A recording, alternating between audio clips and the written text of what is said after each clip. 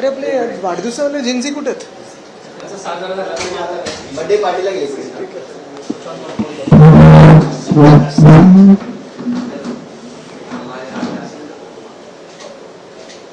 करू सुरू. आपल्या सगळ्यांचं स्वागत करतो मी. सकाळीच आपल्या सर्वांना माहिती आहे की उद्धव साहेब आणि राजसाहेबांनी 26 तारखेला म्हणजे 26 जुलैला सकाळी 10 वाजता तिरंगा मार्च हा आयोजित केलेला आहे. आणि अर्थातच अपेक्षा आहे की सर्व देशप्रेमी लोक राजकीय बॅनर, राजकीय झेंडे सगळं काही बाजूला ठेवून, राजकीय वाद पण बाजूला ठेवून, ज्या ज्या लोकांना वाटतं की या देशात शिक्षणाचा जो घोळ झालेला आहे त्याच्यावर चर्चा झाली पाहिजे, धर्मेंद्र प्रधान यांनी राजीनामा दिला पाहिजे, त्या सर्वांनी तिथे येणं अपेक्षित आहे. सर्वांना आम्ही विनंती केलेली, सर्वांना आम्ही आमंत्रण दिलेलं आहे. पण हे होत असताना आपल्याला अजून एक माहिती आहे की अमित आणि मी त्याच्यानंतर एक प्रेस कॉन्फरन्स घेतली आणि आपल्याला सांगितलं की उद्या जो आमचा कार्यक्रम होणार होता तो म्हणजे हातात तिरंगा धरून राष्ट्रगीत गायचं शिवाजी पार्कातच मासाहेब मीनाताई ठाकरेंच्या पुतळ्याजवळ संध्याकाळी 4 पासून तो कार्यक्रम सुरू होणार होता. तो आम्ही सकाळी सांगितलं होतं की तो आपण 26 तारखेलाच करू, एकत्र करू. आता जो काही प्रतिसाद आम्ही पाहिलेला आहे आणि दुपारभर मी जे काही मला फोन येत आहेत, मेसेजेस येत आहेत, इंस्टाग्रामवर DM येत आहेत, फेसबुकवर मेसेजेस येत आहेत, लोक अक्षरशः विनंती करतात की रविवारी पण ठेवा, पण आम्हाला उद्या पण व्यक्त व्हायचं आहे, उद्या पण आम्हाला ठेवा. कारण उद्धवसाहेब, राजसाहेब किंवा ठाकरे बंधू एकत्र असले, शिवाजी पार्कात असलं, शिवसेना भवन आणि राजसाहेबांचं घर तिथे असल्यामुळे आम्हाला कोणी काही करत नाही आणि आम्हाला व्यक्त होण्यासाठी ही जागा मिळत आहे. म्हणजे जो काही प्रतिसाद आम्ही पाहतोय हा ओव्हरवेल्मिंग आहे. हा रिस्पॉन्स कधी आधी बघितला नव्हता असा आहे. तरुण मुली ज्यांना तसं पाहायला गेलं तर काही राजकीय कुठचंही पाठबळ नाही, राजकीय काही बॅकग्राऊंड नाही, राजकीय एफिलिएशन नाही, अशा मुलींना येऊन व्यक्त व्हायचं आहे. आणि म्हणूनच आपल्याच माध्यमातून सर्वांची दिलगिरी मानत, कारण अर्थात जे काही थोडं कन्फ्युजन झालं, माफी पण मागतो, दिलगिरी पण व्यक्त करतो. पण 24 तारखेचा म्हणजे उद्या शुक्रवारचा कार्यक्रम देखील तसाच्या तसाच राहणार आहे. ह्याच्यात आम्ही सर्वच तिरंगा हातात घेऊन 5 वाजता बरोबर जनगण मन आम्ही म्हणणार आहोत. तिथे 4 वाजल्यापासून आम्ही सगळे जमायला लागणार आहोत. आणि उद्या जसं मी सांगितलं 4 वाजताचा हा कार्यक्रम आणि 26 तारखेला 10 वाजता सकाळी तिरंगा मार्च, हे दोन्ही आम्ही आयोजित करत आहोत. ह्याच्यात परत मी सांगतो की दोन्ही ठिकाणी कुठेही राजकारण नाही, राजकीय काही विषय नाही, एकच आहे ते म्हणजे आम्हाला आता मोदी साहेबांकडून 2 गोष्टी पाहिजेत, ह्याच्यावर उत्तर पाहिजे आणि धर्मेंद्र प्रधान यांचा राजीनामा पाहिजे.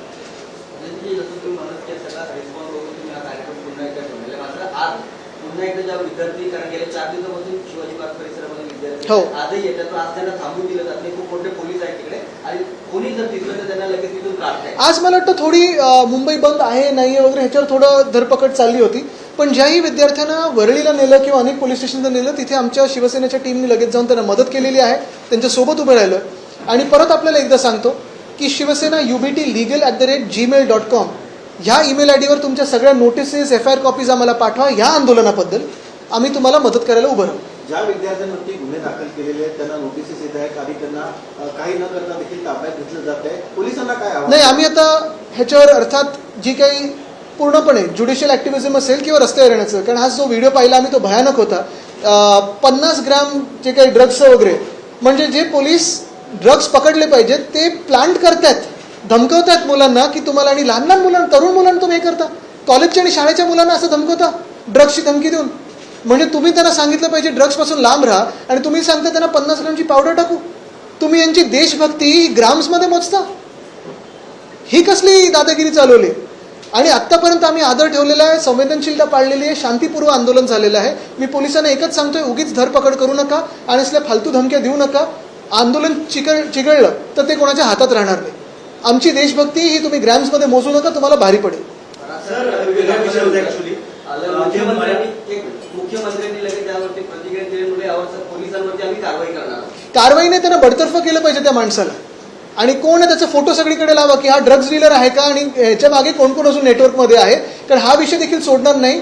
उद्या आणि परवा जर कोणी धरपकड करण्याचं केलं, उद्या बघितलं आम्ही कार्यक्रम, तर मग आम्ही सगळे त्या पोलिसाच्या विरुद्ध आणि हे जी दादागिरी केली त्या पोलीस स्टेशनमधून कोणी, त्याच्या विरुद्ध सगळे महाराष्ट्रभर रस्त्यावर येऊ की फडणवीस साहेबांचे पोलीस असे वागत आहेत. सर, एक विषय वेगळा होता. ऍक्च्युली मुंबईमध्ये देखील जे खास करून मराठी पत्रकार त्यांना या सगळ्या ह्याच्यामध्ये ट्रोल केलं जातं.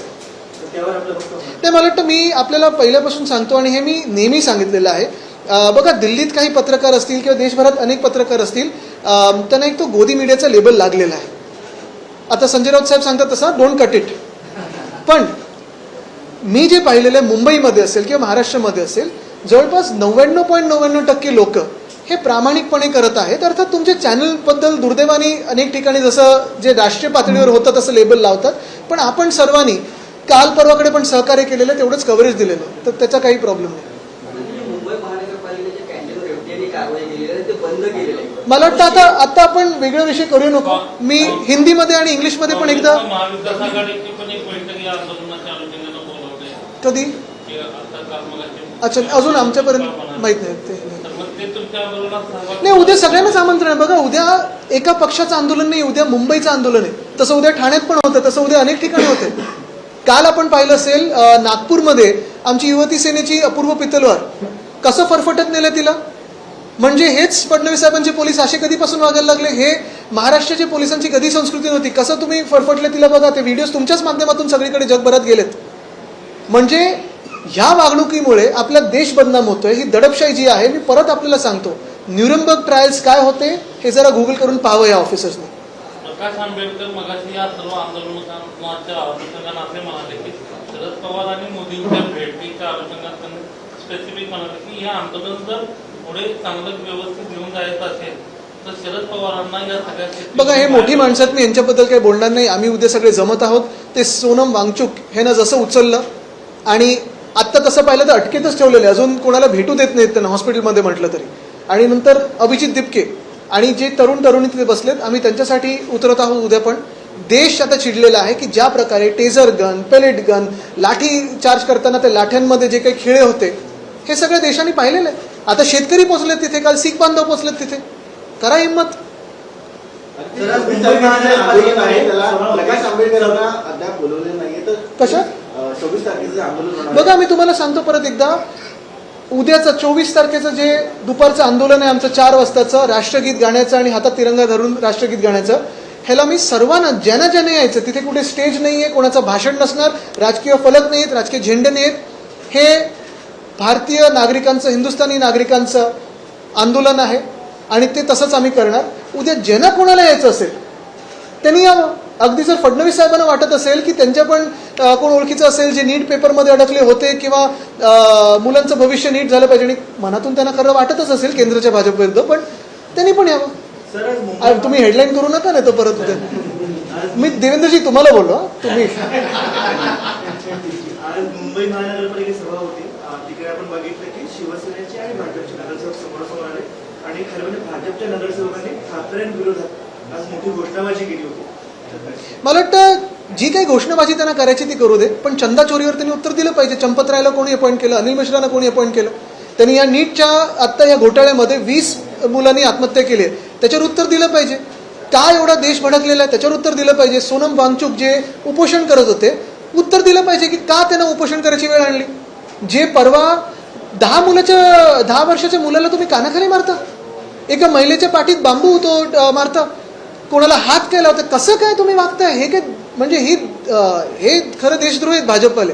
तर सध्या संपूर्ण देश पेटलेला आहे. एका मंत्र्याला भाजप का एवढं वाचवते? आपण त्यांना विचारा, कारण एका मंत्र्याचं झालं की मग पुढचं इथेनॉलचं सुरू होईल त्यांना भीती आहे, त्याच्यानंतर मिसिंग लिंकचं सुरू होईल त्यांना भीती आहे. सगळं करून चंदा चोरीवर येणारच आहे सगळं.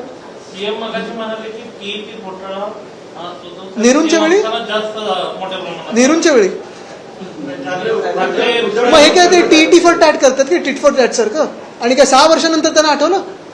मुद्दा हाच आहे की या ना मग उद्या तुम्ही पण या आमच्या आंदोलनामध्ये. 6 वर्ष तुम्ही आता गेले गृहमंत्री आहात, 4 वर्ष तर आहात ना तुम्ही, मग काय करते पुढे.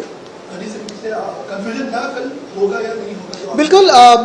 आज मैं क्लैरिफाई करना चाहता हूँ, सुबह आपने देखा होगा कि उद्धव साहब और राज साहब ने पुकारा है कि 26 जुलाई को यानी संडे को सुबह 10 बजे शिवाजी महाराज उद्यान से, शिवाजी महाराज पार्क से हम मोर्चा निकालने वाले हैं. तिरंगा मार्च उसे कहते हैं. वो तो है ही.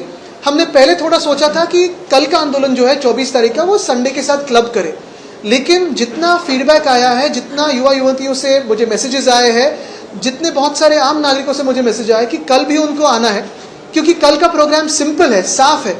जैसे 26 का भी वैसे ही तिरंगा मार्च है. दोनों प्रोग्राम्स में ना कोई पॉलिटिकल फ्लैग रहेगा, ना कोई पॉलिटिकल बैनर रहेगा। लेकिन मैं आपके माध्यम से यही कहना चाहता हूँ कि कल का भी कार्यक्रम अभी कैंसिल नहीं है। कल यानी 24 जुलाई फ्राइडे को, शुक्रवार को दोपहर को 4 बजे शिवाजी पार्क आइए। माँ साहेब मीनाबाई ठाकरे के जो स्टैचू के नज़दीक हम सारे भारतीय नागरिक वहीं आके हाथ में तिरंगा होगा और राष्ट्रगान गाएंगे।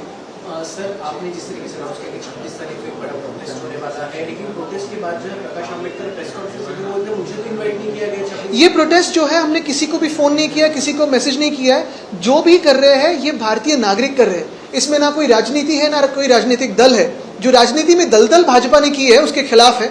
और इसलिए हम आम नागरिकों को कह रहे हैं, आइए, आप नेता होंगे, कोई स्टार होगा, कोई स्पोर्ट्स स्टार होगा, कोई आम नागरिक होगा, कोई जर्नलिस्ट होगा, जिसको भी इसमें शामिल होना है कल तिरंगे के लिए और जनगण मन के लिए, कल भी आइए और 26 को भी आइए। मुख्यमंत्री देवेंद्र फडणवीस कह रहे हैं कि राहुल गांधी को पार्लियामेंट में आके अपनी बात रखनी चाहिए। मुझे लगता है पार्लियामेंट में जिन आम आदमियों को आना था, वहां नजदीक आके आपसे बात करनी थी, उन पे तो आपने गोलियां चलाई। हमने देखा कि पीएम हाउस के बाहर जो अदानी कल्याण मार्ग है वहां कैसे आपने उनको उठाया है। तो फिर क्या बात करेंगे? और अगर आप बच्चों को, अगर देवेंद्र फडणवीस जी की जो भाजपा है वो किसानों को और विद्यार्थियों को दहशतवादी समझती है, तो क्या बात करोगे आप? नेशनल सिक्योरिटी एक्ट लग सकता है स्टूडेंट पे, ऐसा लगाओ, जो लगाना है लगाओ। लेकिन आज आप देख रहे हो ये तो मशाल जग चुकी है हर एक दिल में कि ये अभी गुनाह जो है भाजपा ने किया हुआ हम माफ नहीं करेंगे। जो विद्यार्थियों को लाठी चलाई है, लाठी बरसाई है, गोलियां चलाई है, टीयर गैस चलाया है, ये कोई माफ नहीं करेगा। जितना भी सामने आके आना है आओ। कल भी हम वही कह रहे हैं, हाथ में तिरंगा है और गाने वाले राष्ट्रगीत है। रोकने की कोशिश करोगे आप? वर्दी को, राष्ट्रगीत को और तिरंगे को प्रोटेक्ट करना है, उस पर डंडे चलाने नहीं है। तो ये मैं सिर्फ उनको याद दिलाना चाहता हूं। धन्यवाद।